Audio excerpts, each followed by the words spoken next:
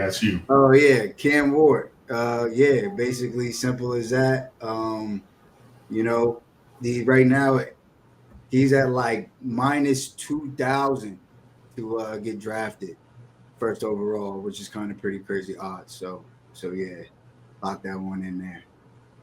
Yeah, it helps that he has Traylon Burks as one of his favorite receivers or whatever, what he said playing Fortnite. So it's pretty Mm-hmm. much set in stone. Cam Ward, I think he's going to do great things. Steve McNair 2.0 maybe. But Browns number two. This is what we think is going to happen. Draft. We both have our own sources and things we like to tap into, but the pick is seeming like Travis Hunter, and this is how I felt they should have went. If you watch my what I would do mock draft, I think they should definitely go best player available. Only a couple blue chip players, and this guy really wants to play both sides. Two positions of need for him in terms of a wide receiver two. Maybe he could be the wide receiver one, and someone to pair with Denzel Ward. You know, he's not getting any younger. Yeah. I mean, they feel as if they're really enamored with the wide receiver. I was reading an article today. I guess some people still are kind of up in the air on what kind of defensive back or wide receiver he'll be in the league. Some of the sources from the Athletic, by the way, some of the executives believe that he plays too much at the line of scrimmage when it comes to being a wide receiver. But then there's other scouts that think he's Justin Jefferson like. And then obviously that guy, he believes that he could be a cornerback, be a 10 interception cornerback. So, you know, blue chip player, great player to have. I guess they're going to just throw other darts at the quarterback position. But yeah, I really do like the pick, like the player. For three, none of this really making sense to me, but it looks like, at number three, they're going to go best player available too. Just kind of add to a crazy strength that you guys already have. I know you probably heard the rumors out right now that they're kind of hoping that Abdul Carter drops to four or whatever, because apparently if he drops to four, the Eagles might try to package something up to go get him.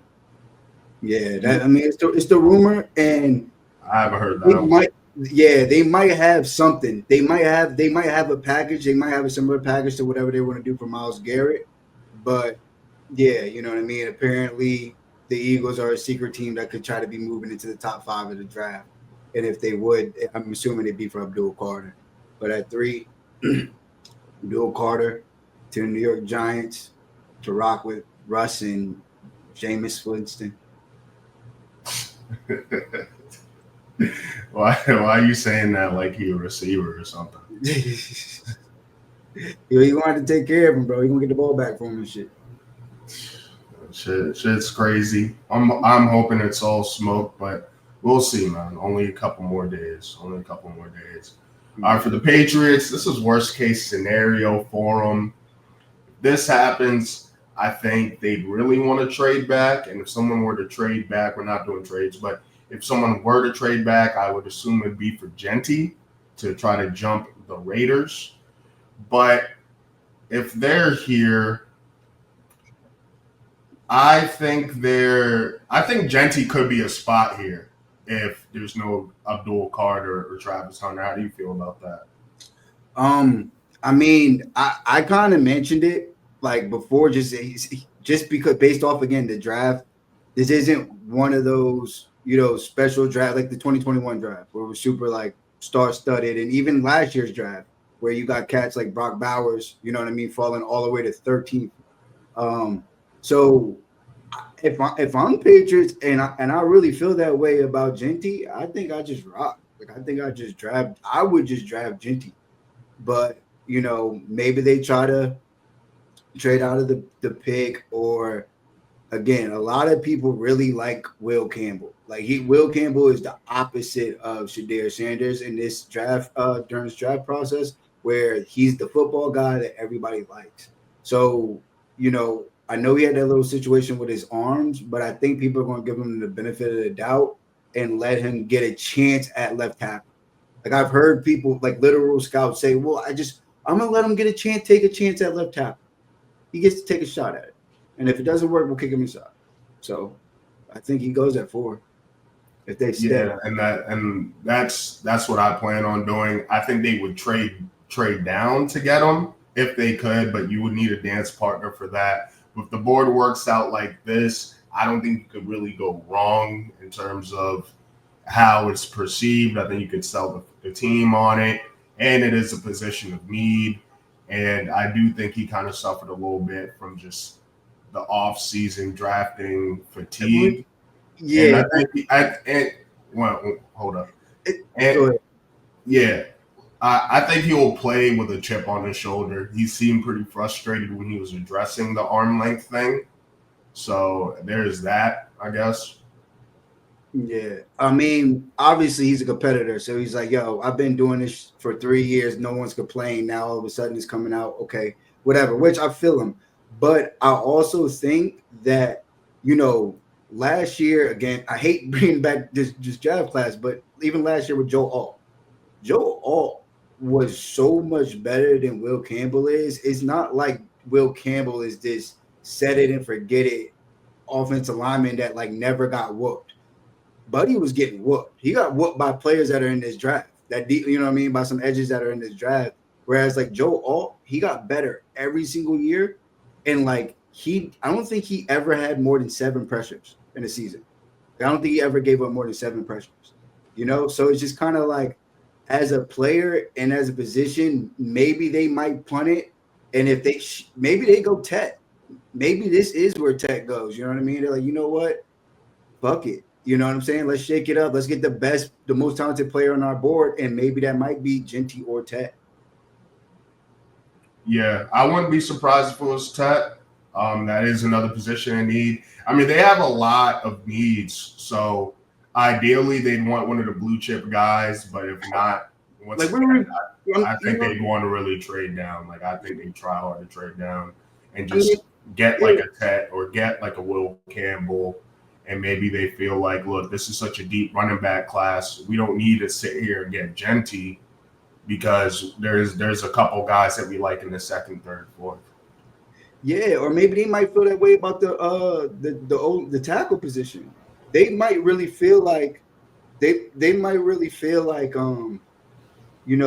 if they draft the best wide receiver, they feel like Tet's one of the best players in this draft, or Jeanty's the best player in this draft. Maybe they feel like they'll just take, 2 or 3 athletic linemen throughout the draft that they've kind of really, really been studying or what, Yeah.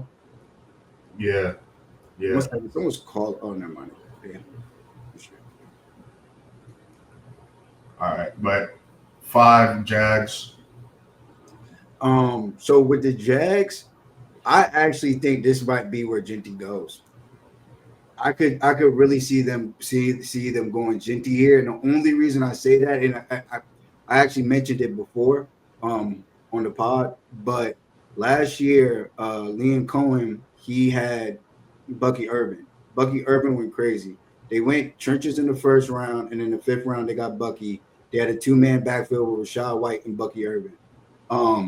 He actually came out last week or the week before, and he said that Bucky Irvin was worth the 1st-round pick. Like we would have drafted. He was like, yeah, if we would have knew he was going to be that nice, we would have drafted him much higher. So I had already been on the, Liam Cohen knows what a good running game can do for a quarterback, and also like I've been on that kick with him and you doing it with Graham Barton. And I can just see him feeling like with Jeanty, revamping the offensive line, having better offensive line schemes, especially like running schemes. I think that they'll be able to do something, and he'll just want a special back again to help his quarterback, who would need some help right now. So you're going Jeanty at 5? Yeah, I'm going Jeanty at 5. I wouldn't be surprised if we saw the Tet Jeanty just pop off, like if it goes like that. Yeah, me either. And this is something I've been talking about because, everyone's kind of slating Jeanty over here at 6 for the Raiders. But shit, I mean, is ETN and Tank Bigsby like stopping you if you're really into Jeanty like that? I mean, no. It wouldn't stop me. And again, this is, they already have some pretty quote unquote blue chip type offensive players on their team. They got a quarterback, they got a wide receiver one, which is again why I could also see them going Ted. Just shaking it up, Ted at 5. Never even gets, you know what I mean? Back into the top 10, don't even get a shot at him. So it's like, I mean, Jaguars could really, really shake it up. But yeah, I think we're gonna, if we only get one quarterback in the top 3, I think we really gonna have some fun. Okay. Now, Raiders fans sick to their stomach. They already ordering Genty jerseys, mock Genty jerseys, and in this case, it's a wrap for them. Too damn bad. Draft's unpredictable. Here, I'm thinking Tet, but honestly, I'm hearing rumors that the league is higher on this guy than we might think, and despite how we feel about Pete Carroll and O-line, running the ball, whatever, you got to remember he did have the Legion of Boom.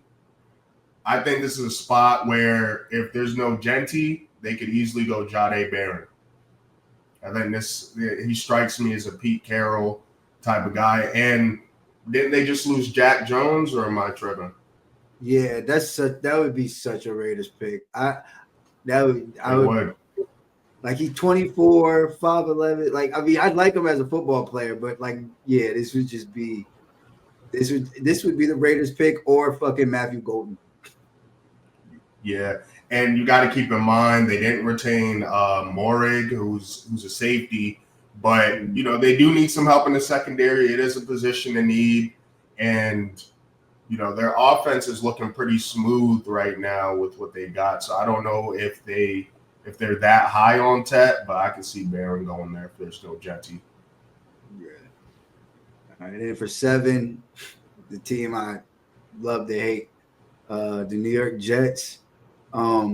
Again, I think this actually would make the most sense for Mason Graham, pairing him up with Williamson, and you know what I mean. They have a defensive-minded head coach, so I think he would love to pick. Select a defensive player with his first pick as the new head coach for them. So yeah, I think this is Mason Graham right here.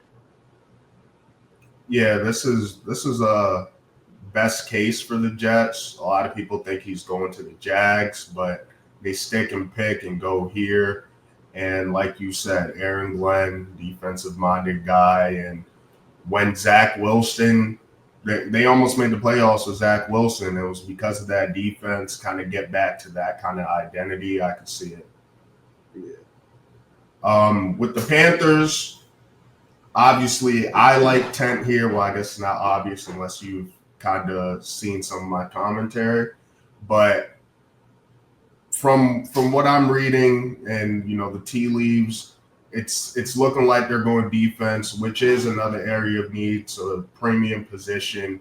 And even though I'm not as high on this guy, I'm going based off what I think is going to happen. And what I think is going to happen, it's feeling like a Jalen Walker pick. Yeah. I mean, they just let Frankie Louvu walk, and he basically is supposed to be able to do the same things as him. Play a little bit of pass rushing on third down, be able to be a inside linebacker first and second. So I could see them getting a nice little young infusion of elite defensive football player. And he's ranked higher than, the Twitter scouts have him. Like the Twitter scouts have him kind of in the 20s, late teens, but even Dane Brugler has him at 5 on his personal big board. So I think Daniel Jeremiah has him at 5 as well. Yeah, so that's just to go to show you, they wouldn't have him there unless somebody told them to kind of slot him there. So unless multiple people, honestly. Right. Yeah. And so here we go. The Saints. You got picked for him this time, my boy. I mean, again, I'm gonna go with what everybody's saying. Apparently, they're kind of good on Shador, and that might be true, but I just don't know. I just don't see how Kellen Moore could get a new head coaching job and not want to take a crack at having a quarterback. But for whatever reason, football players are not. I mean, these football organizations aren't really a fan. And one thing about the Saints, I feel like they never really get like scrutinized for picking people with players with checker passes.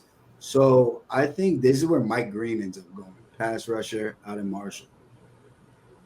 Oh, Mike Green. Yeah, and so there's a funny thing about Mike Green that someone on Twitter said. I think it was Hayden Winks or Josh Norris. Basically, it was Hayden Winks. Basically, what he was saying was that nobody has chosen to interview Mike Green. Like nobody's invited him on their 20, like their 30 player visits and all of that. So he thinks that's because some of these teams that are in this part of the draft basically don't want it to be known that they're interested in him as a player, as a prospect. So, a lot of teams that you would think, Atlanta, Cincy, Detroit, the Colts, none of these Saints, none of them brought him in for a 30 player. Chargers, right. So it's just like, he was like, that's kind of interesting. And I think it's because people are going to try to see if they can, he can slip through the cracks and get to him late in the teens or early in the teens. That's interesting. Yeah. That's definitely interesting. Because wouldn't he be the type of player you would want to interview and you would want to kind of bring in for a visit? Yeah, but then why doesn't that happen more often with certain players that we see go higher than we really expected? Maybe it does. And it's just not, you know what I mean? Like maybe if we actually took our time and sat down and looked at it, because when I said that, I was like, well, have I looked into that? Right. Even know? Yeah. You know what I mean? And that's why I thought that was a nice tidbit, because it's like, that is interesting. Mike Green ain't going no 30-day visits. Nobody wanted to talk to him. Okay. Jeremy Tunsil. Yeah. Yeah, that's definitely strange. You say Tunsil? Tunsil? Yeah, no, I'm saying just because it's like, nigga, is he doing a line of blow or something? You don't remember? Oh my God, you don't remember what happened to? Oh my God, bro. No, I know the gas mask shit, but I'm saying like, why are you like, why Tunsil? Well, just because it was like he was basically a top 3 player, you know what I mean? But the Dolphins was like, yo, let's leak this today so we can get my man Sanaa. Are you saying that they linked the picture? I think somebody leaked it, bro. I gotta get my God in me. I gotta get my God in me, dog. Like I'll do whatever. You think they're just like, you think someone random that had no ties in this draft just dropped that on draft day? You know what I mean? You got to remember like the state of the world at that point. Like we were so taboo. So I think it was just like, I think he was just being a fuckboy. Wasn't he on like Snapchat or some shit? No, but what I'm saying is for that, like if a college kid had that footage, we would have definitely saw it before the draft because he wouldn't have been able to keep that in.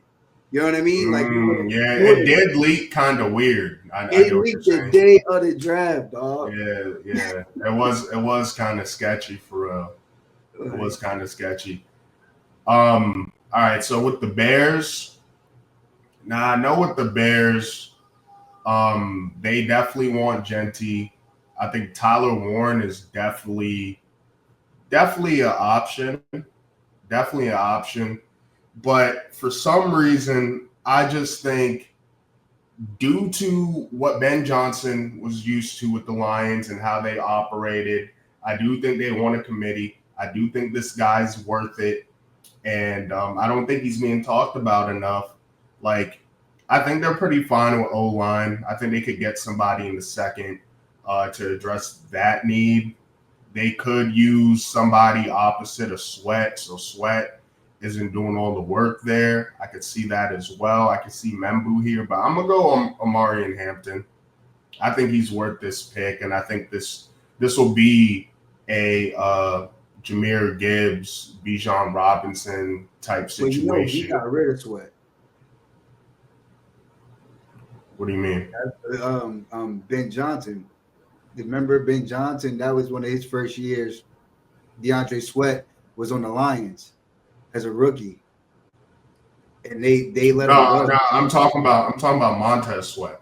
Oh, I'm talking about Swift. They got rid of Swift. Yeah, Ben Johnson got rid of yes. Swift. My bad. Okay. Yeah, Names are similar. I was like, wait, what are we yeah, talking about right Swift. now? My bad. Because we're talking. Because you talk about running back, and I'm thinking Swift. Like, because you said they have Swift, Sweat. I'm thinking, all right, we have it right. But yeah, he got rid of DeAndre Swift before, so he's probably ready to replace his ass again. Nah, for real, for real. I didn't even think about that. But yeah, he was on the Lions. He was on the Lions, and they shit. David Montgomery was an upgrade, and then boom, now you have Sonic and Knuckles going. Yeah. Here I'm going with one of the again. Some people are saying one of the best offensive linemen in the draft, Kelvin Banks Jr. Oh, no Membu? Yeah, even over Membu. And I think Membu's actually really, really good. So I'm seeing people down on Kelvin Banks, to be yeah, honest. well, again, because it's like if you watch his film and you see somebody who's breaking down, and now all of a sudden, again, off of this week, he's kind of starting to move up a little. And the reason I'm kind of like him for San Francisco because again, he's big enough to be on the inside of the line, but then also, if he has to kick out to tackle, he's capable to do it. And he's more of a like a physical specimen. He's a little bit heavier than Membo is, who I think can only play. Like I think Membo is a like going to be a good tackle in the NFL, left or right. But I think Banks, you can kind of use him as a swing tackle or kick him inside, and he'll still be serviceable for you.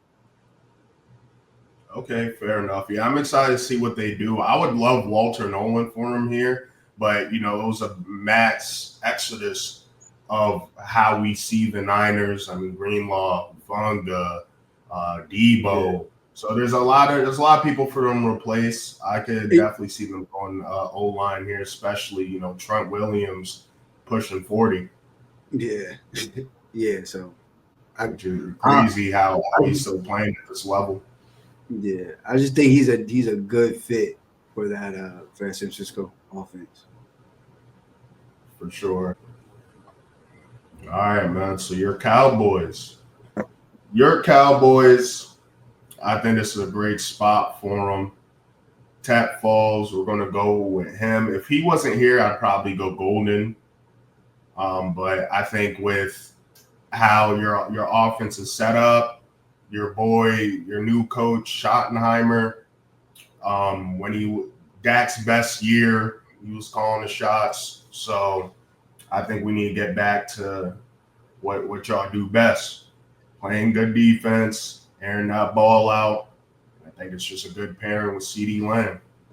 Yeah, I mean, this is just one of those situations where it's kind of, you know, if Ted falls to 12, that's because the other teams messed up. You know what I mean? That's because shout out to the Panthers, shout out to the Saints. You know, so if we get him, I'd be happy. Golden, I'm cool with Golden too, but yeah, Ted McMillan, I don't think he should drop to 12. So if that's what we end up with, I'm a good day. If it were up to me and I had the Panthers, I would have just took him there with the Panthers and keep Bryce Young My boy wants. elevating. That's what my boy wants. My boy wants. He wants Ted. He doesn't want them to go deep at D line, but he feels that's what they're going to do. And the thing is, I feel like the Panthers are in a perfect spot to take Tet and then take like one of the edge rushers at the top of the second. Like I That's feel what he's. like Yeah, it's perfect that way. yeah. But That's there are some good big body receivers that'll be there in a second. So we'll see. We'll see how shit shakes out.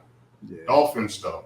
So for 13, I think Dolphins they really do need a lot, but if I'm them, you're not going to be able to fix everything with this pick.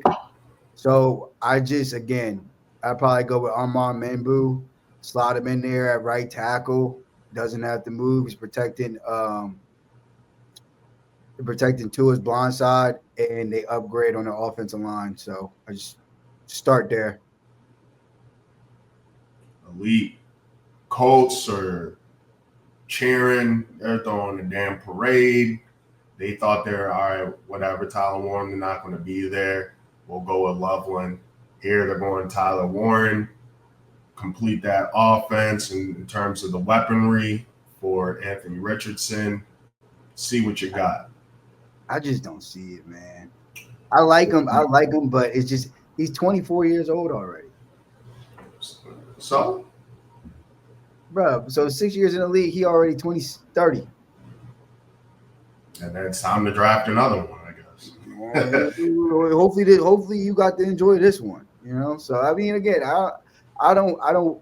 Super winnable division. So I get it from the logic of, hey, this is kind of the window right now to, first they got to make the playoffs. They got a lot of issues. I mean, it might be super winnable, I believe you, but like they got a lot of issues. They have a lot of issues. Agreed. I mean, the quarterback being one of them. So you know what I mean.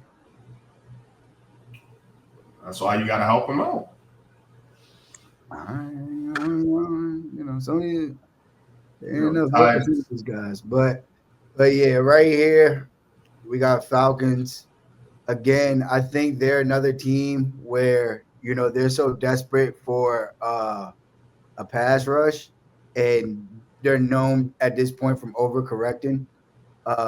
So I think right here is where we see Mikael Williams go, edge rusher, Georgia. But I actually like Donovan. I can't say Raku. I actually like his tape better, but I think they're going to like Mikael, solid edge, good size, can defend the run, and then hopefully, potential to give you something in the pass rushing too. So. Yeah, they better hit on that because they only have 5 picks in the draft. They don't have a third. They don't have a fifth. So I can see them being one of the teams that's willing to trade in the second. They'll try to do a trade in the second so that they can possibly get some capital later in the draft. Yeah, I can see that.